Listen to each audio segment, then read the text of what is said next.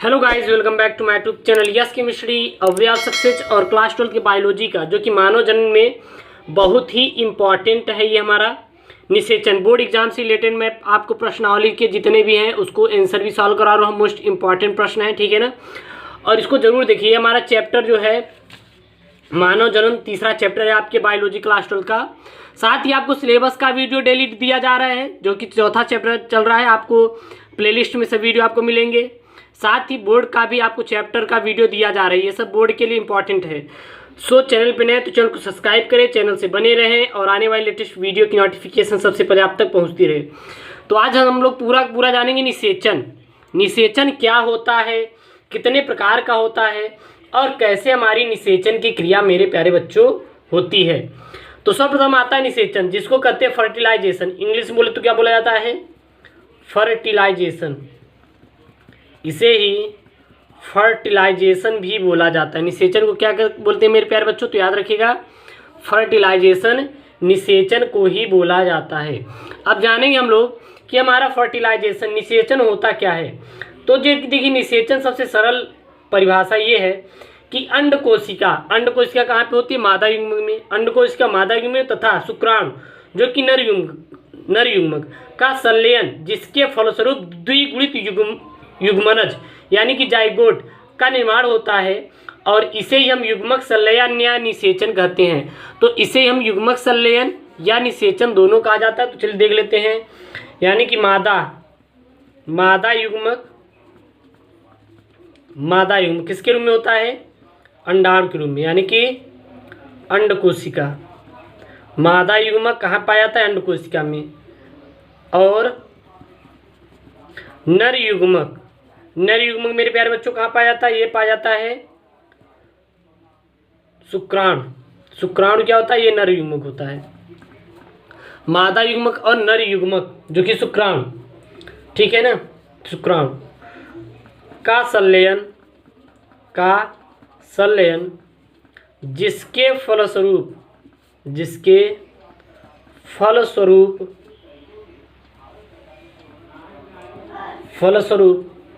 द्विगुणित युग्मनज का निर्माण होता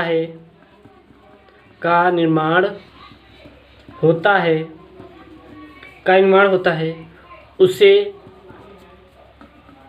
निषेचन या युग्मक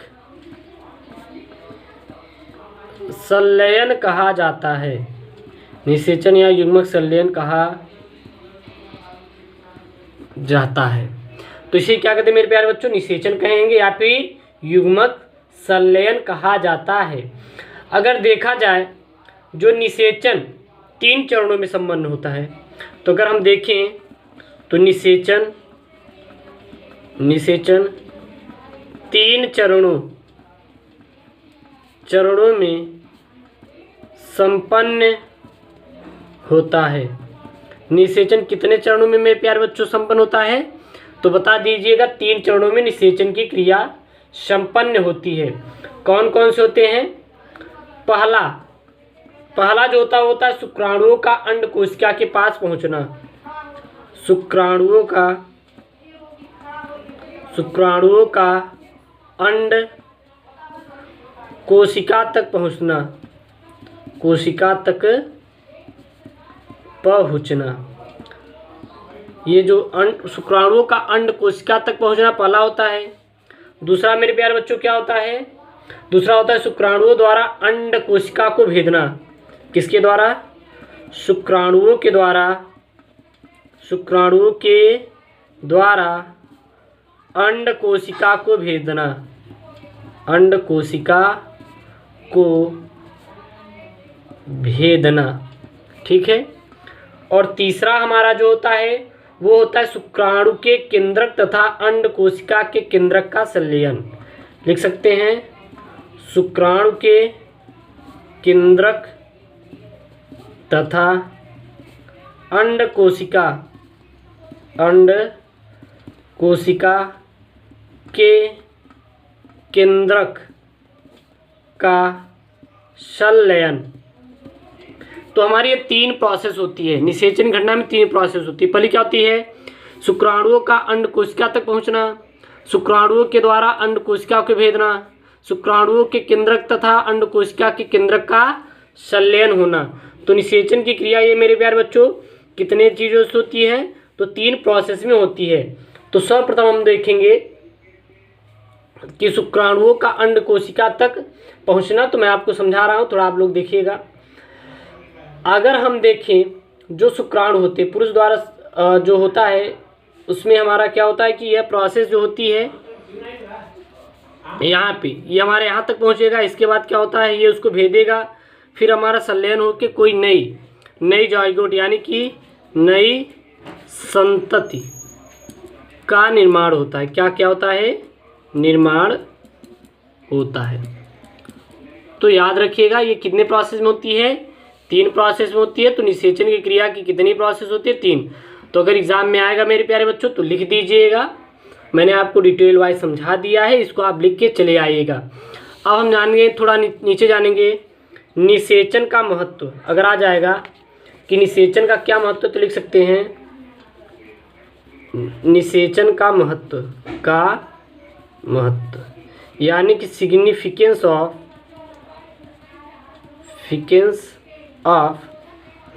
फर्टिलाइजेशन,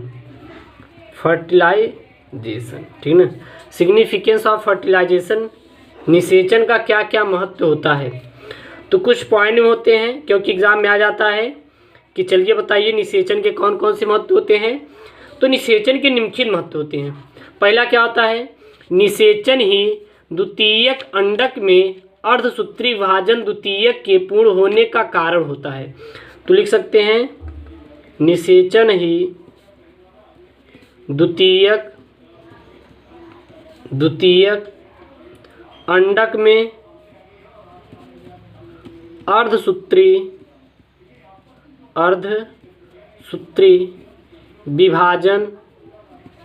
विभाजन द्वितीय के पूर्ण होने का कारण होता है, ठीक है ना। इसको काट कर दीजिए।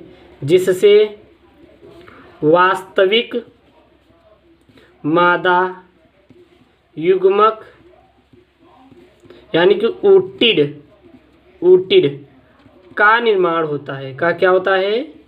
निर्माण होता है, याद रखिएगा, ठीक है ना। ये पहला हो गया। दूसरा हमारा मेरे प्यारे बच्चों क्या होता है? निषेचन लैंगिक जनन का वह पद है जो द्विगुणित अवस्था की पुनर्स्थापना करता है। निषेचन लैंगिक जनन का वह पद है जो द्विगुणित अवस्था की पुनर्स्थापना करता है। क्या करता है? पुनर्स्थापना करता है, ठीक है ना। तीसरा पॉइंट में मेरे प्यारे बच्चों क्या हो सकता है? तीसरा पॉइंट में यह हो सकता है यह युग्मकों के संयोगिक संलयन यानी कि रैंडम फ्यूजन द्वारा तथा 2 जनकों के भिन्न अनुवांशिक गुणों को मिलाकर अनुवांशिक विविधता पैदा करता है। क्या करता है? यह निषेचन। तो लिख सकते हैं यह युग्मकों के संयोगिक संलयन द्वारा तथा 2 जनकों के भिन्न